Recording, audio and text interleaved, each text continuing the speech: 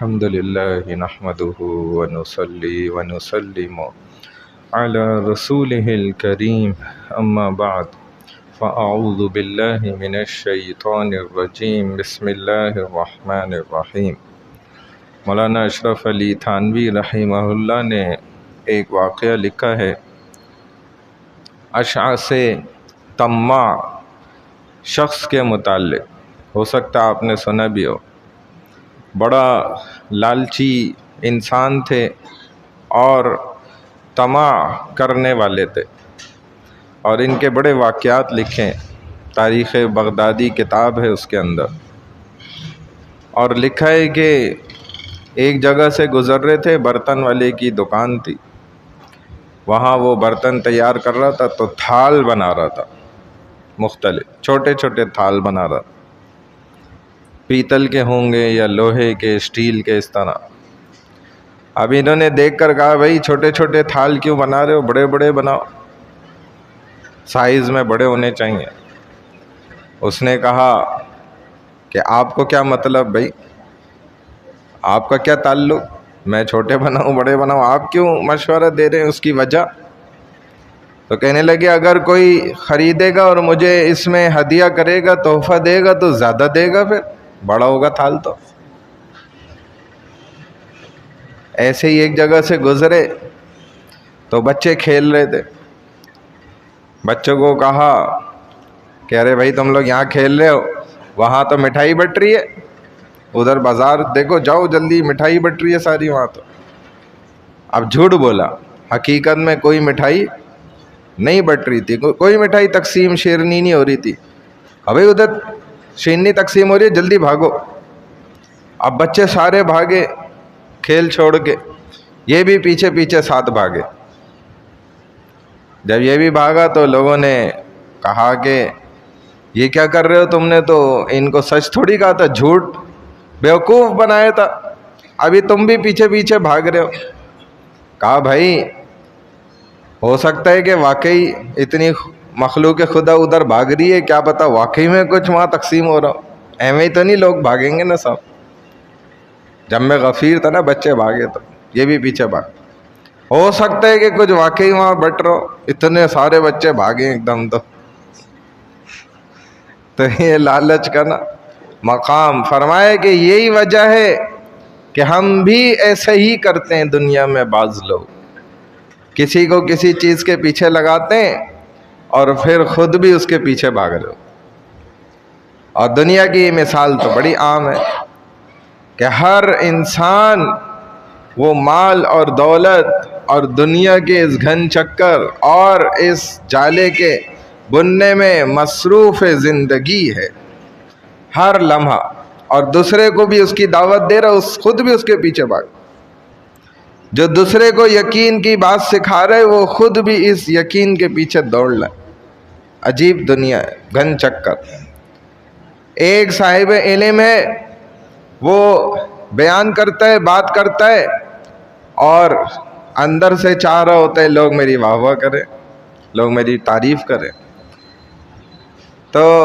بیان کر کے کہتے ہیں، آتا ہے تو پھر لوگ کہتے ہیں حضرت آپ نے بڑا اچھا بیان کیا، بہت مزہ آ گیا۔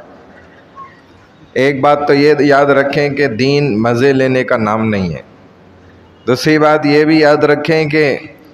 حضور صلی اللہ علیہ وسلم نے تو منع فرمایا منہ پر تعریف کرنے سے، منہ پر آپ کسی کی اچھائی اور بھلائی بیان کریں۔ ہاں یہ کہیں اس سے کہ آپ کو اگر واقعی اس سے محبت ہے تو آپ کہہ دیں مجھے آپ سے محبت ہے۔ ایک صحابی کے متعلق دوسرے نے نبی علیہ السلام کو فرمایا کہ یہ جو صاحب جا رہے ہیں یا رسول اللہ، ان سے مجھے بڑی محبت ہے۔ نبی علیہ السلام نے فرمایا تم نے اس کو بتائے؟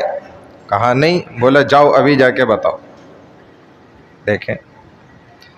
اظہار کرانا یہ ایک الگ چیپٹر ہے، اس میں کبھی اور بات کریں گے، لیکن تعریف کرنا اس سے رسول اللہ صلی اللہ علیہ وسلم نے منع فرمایا۔ اس شخص کے اندر پھر کبریائی آ جائے گی، تکبر پیدا ہوگا۔ یہ حضرت آپ نے بڑا اچھا بیان کیا۔ اسی لیے ایک بڑے بزرگ اللہ وار گزرے، امام زہری رحمہ اللہ، فرماتے ہیں جب مجھے کوئی ایسا کہتا تو میں اپنے دل میں خیال کرتا، سوچتا کہ اس بندے کے کہنے سے زیادہ تو میں خود اپنے متعلق جانتا ہوں، اس سے زیادہ تو مجھے خود اپنا پتہ ہے،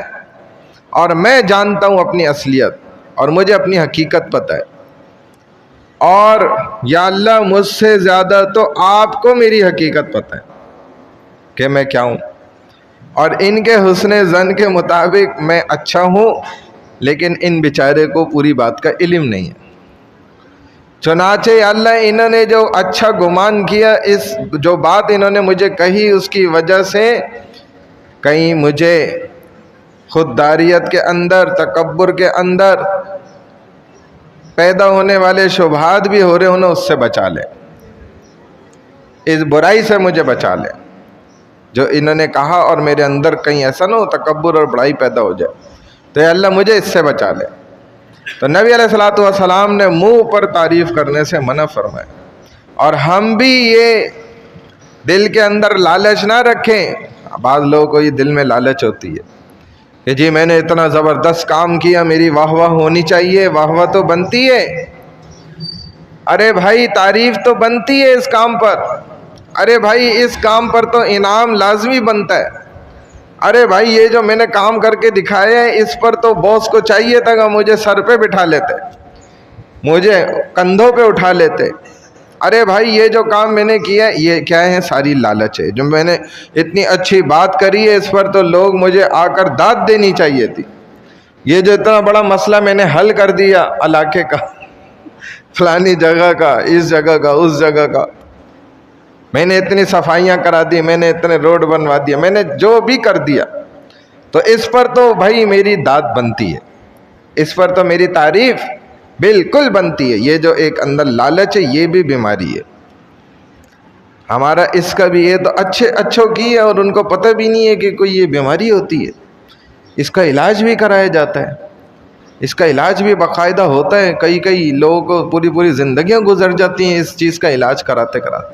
کیونکہ یہ ایسی خاموش بیماری ہے کہ اندر سے ختم کر دیتی ہے، جیسے دیمک ہوتا ہے، دیمک نظر آتا ہے نہیں، کتنی اچھی اور پائیدار اور موٹی لکڑی ہوگی، اور حضرت سلیمان علیہ السلام کو نہیں پتہ چلا، وہ جب ٹوٹی ہے جنات وہ ایسے گرے تو پتہ چلا کہ ارے یہ تو موت ہو چکی ہے، ان کو نہیں پتہ چلا، دیمک اندر سے ساری لکڑی کھا گئے۔